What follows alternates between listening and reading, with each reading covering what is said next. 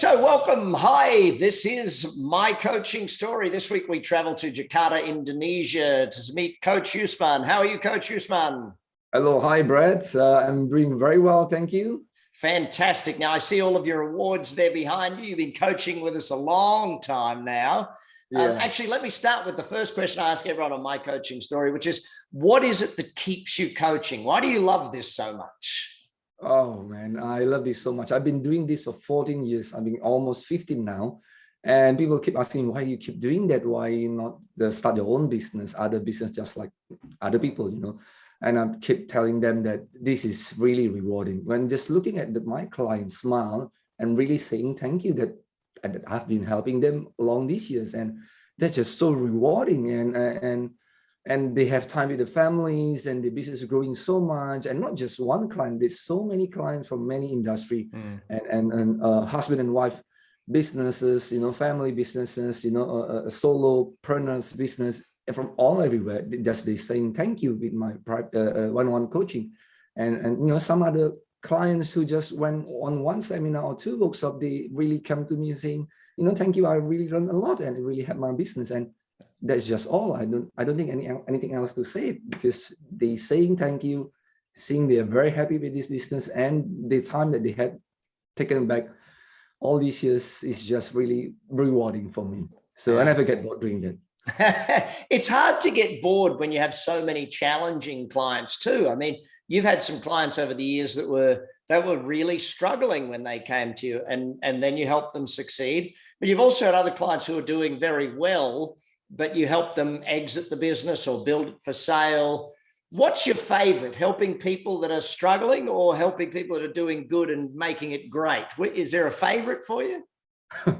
Well, of course, I have a bit of favorite. I like both, but I prefer the one who struggle, because that is the biggest change that actually I can, the changes we can see a lot. People who exit the business, we can also see the big change in them, but the struggle one is really, they really appreciate, the things, they're really grateful of what are the things happen to them through Action Coach. So okay. I'm the other way. I love the ones that are good and going great. So it's like, I think I've had so many of both. It's that thing. So let's then look pre-coaching. Tell people a bit about your background before you came to coaching and what brought you to become a coach. Now, I think my story will be a lot of different with most people who became an action coach, because before I became an action coach, I didn't have much, really. I was the so-called the underdog, probably, because I only work in the corporate. I'm not even a corporate level, C-level, but I'm just a usual staff in a big company around almost 2 years. But I met Action Coach actually through my cousins, who is an ML in Indonesia. And then he introduced me to Action Coach. He didn't want me to become a coach. He didn't have intention for me to become a coach at the moment. At first, I want to become a business owner. But then I see what he and his coaches and Indonesian Action Coach at that time doing to the other business owner. I was like, this is amazing. I mean, I remember looking at your 6-step seminar. It was a DVD. It was like a 2 hours, 3 hours, 6-step seminar. It was like 10, 15 years ago. Of course, 20 years ago. I mean, and I was like, wow, this is amazing what you are teaching. So I decided to coach, and I tell him, and I want to be coach. He said, you sure you're so young? At that time, I was 23 years old. I had nothing. I was the underdog, as I said. So I started. That's how I started. So because I was the underdog, I worked very hard to at the level I am today. But I'm so grateful to be able to join these organizations. When I remember talking to Herman about that, and he said, he's so young, and I looked at him. I said, hang on. I started this business when I was 21. He's quite old relative to when I started. So, it's one of those great things that you get to do that.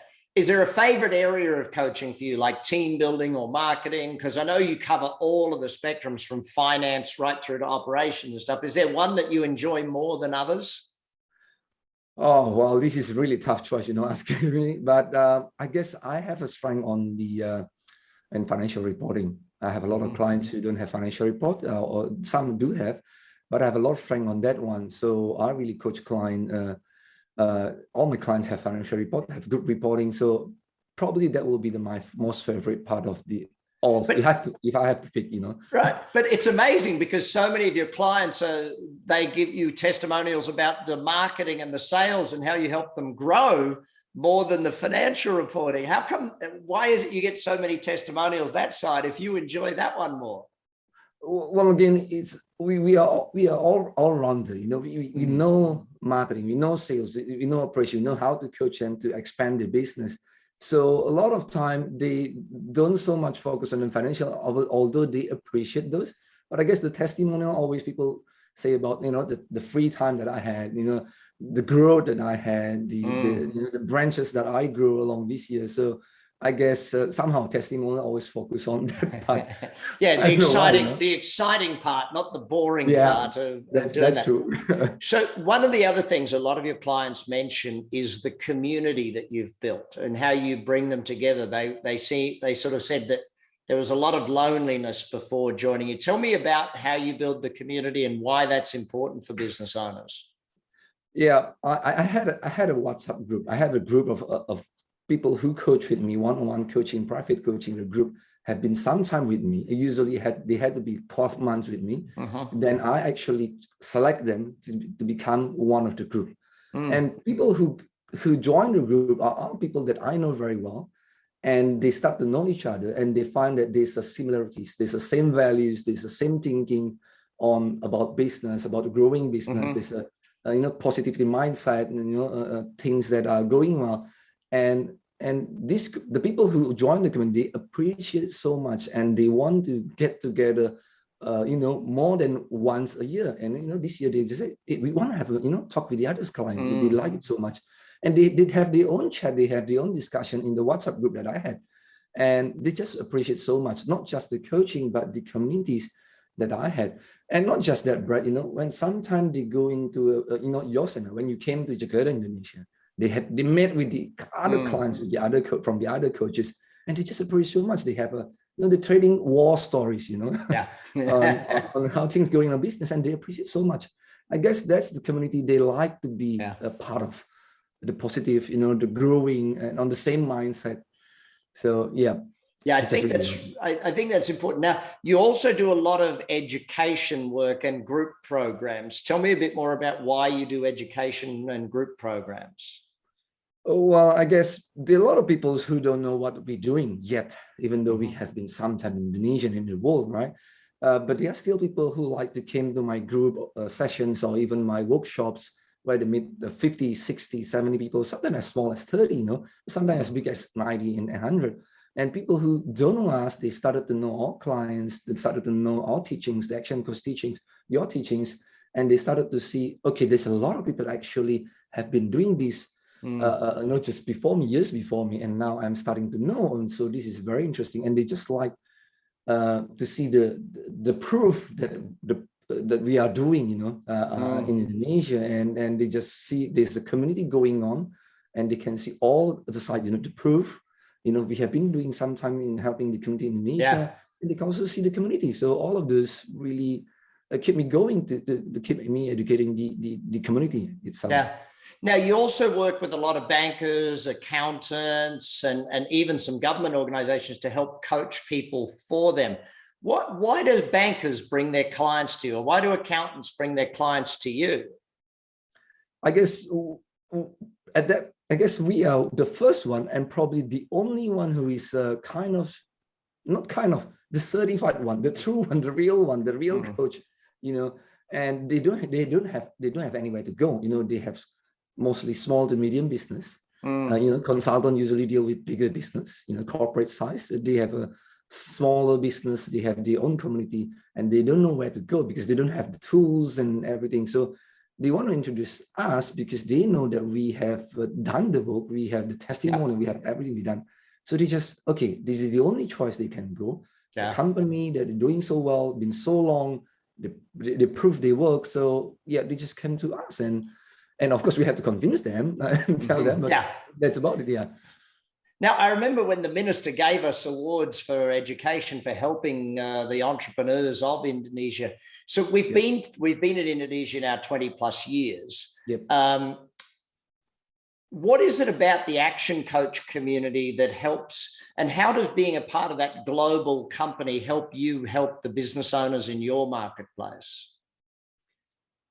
Well, I guess it's just, I don't know how to answer it, but I guess it's as simple as we just helping the community. It's just that what we're doing, the business that we grew from the smallest business that we can imagine, even to we're starting to coach bigger companies right in here, you know, companies that doing $50 million dollars in a year, and even more. I have clients with 100 millions, and all that we've done all these years. So it's hard not to get noticed, you know.